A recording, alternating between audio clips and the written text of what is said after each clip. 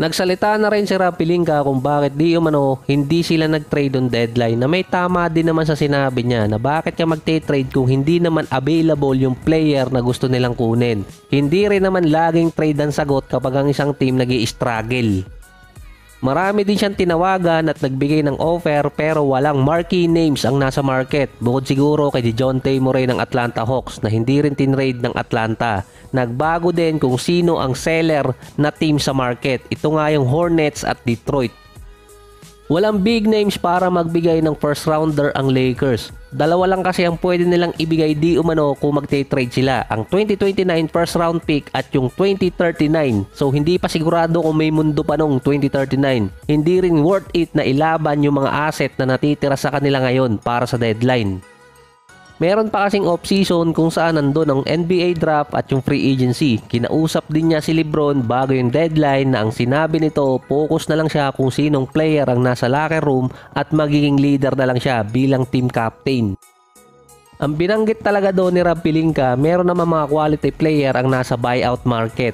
Merong mga lumabas doon na pwede nila makuha at pang-upgrade talaga yung kailangan nila, hindi yung major overhaul. Mas makakatipid pa doon ng Lakers kumpara sa trade. So after nung deadline, in-unveil na yung bagong statwa ni Kobe at after nung game nila versus Nuggets kung saan nga nanalo ang Denver.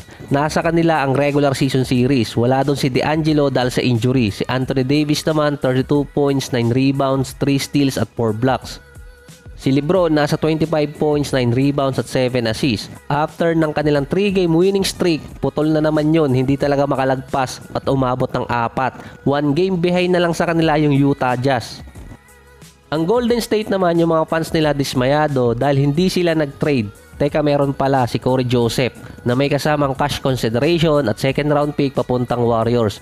Pero may ginawa naman talagang trade ang Golden State pero hindi nga lang natuloy.